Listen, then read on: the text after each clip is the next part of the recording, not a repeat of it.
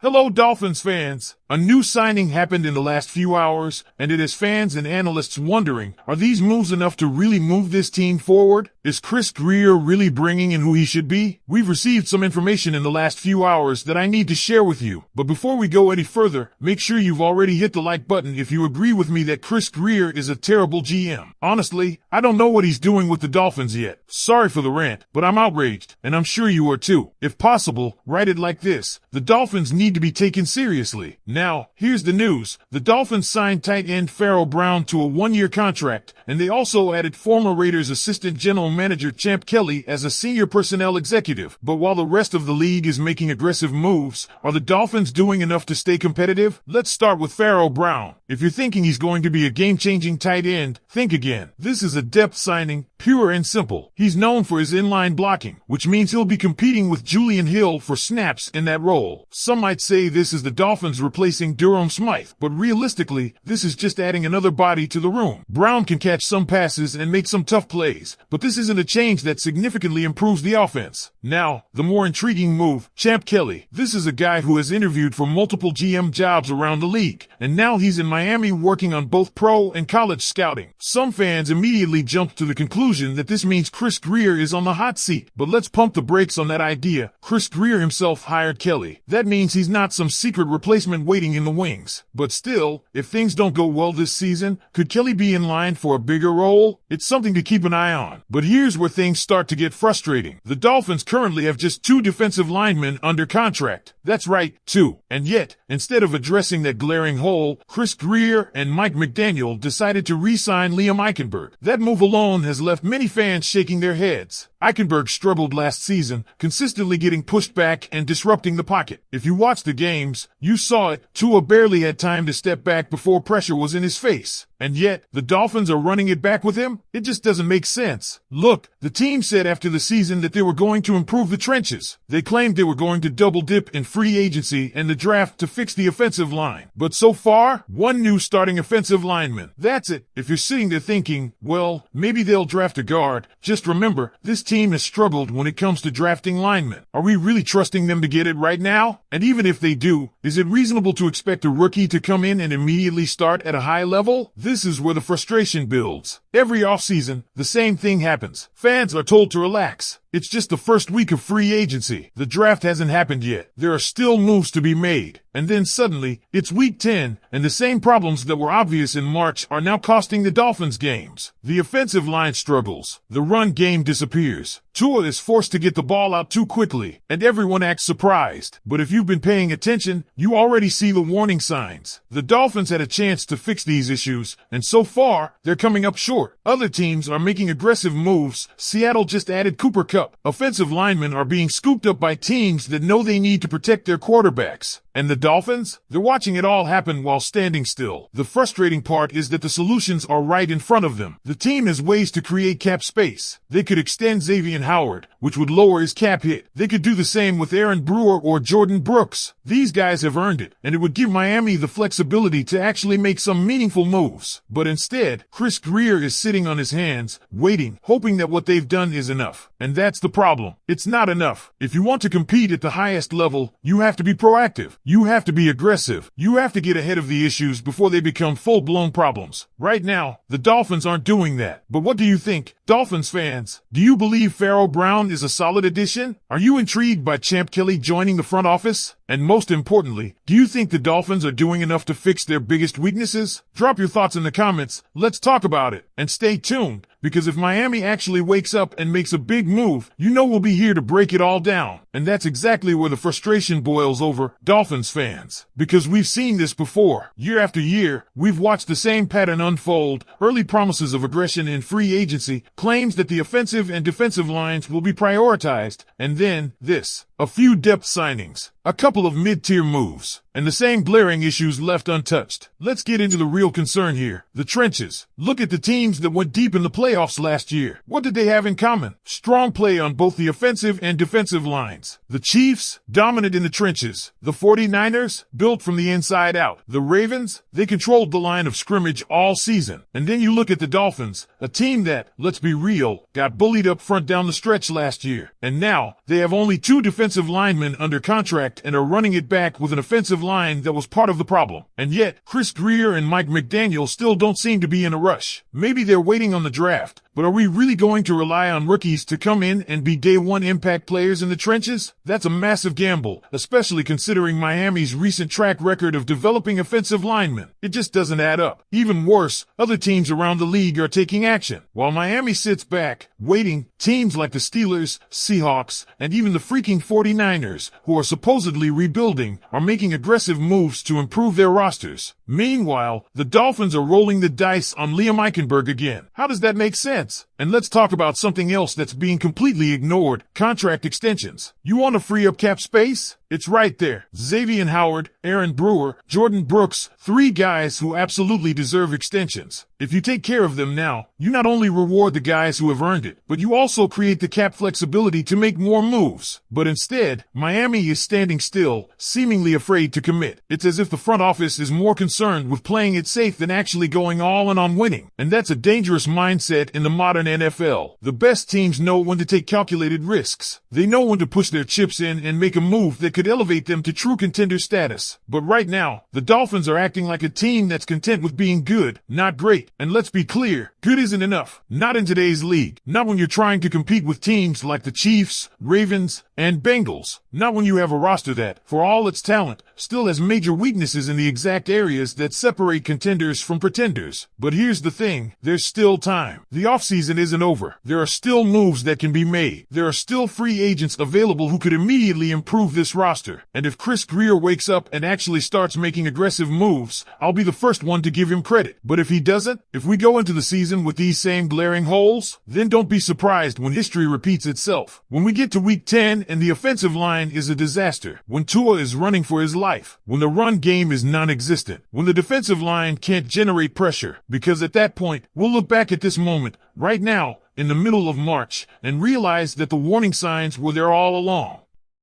So I'm asking you, Dolphins fans, what do you think?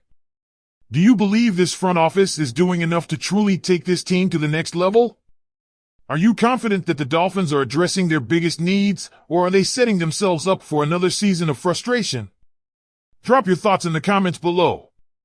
And let's be real, this isn't just about one off-season. It's about a pattern. Every year, we hear the same thing: trust the process, wait for the draft, there's still time. And yet, every year, we watch this team fall short in the same exact areas. It's no secret why Miami hasn't won a playoff game in decades. It's not because they lack talent, it's because they refuse to go all in when it matters most. This team has a window, but windows don't stay open forever. So let's hear it, Dolphins fans. Are you buying what the front office is selling, or are you just as frustrated as I am?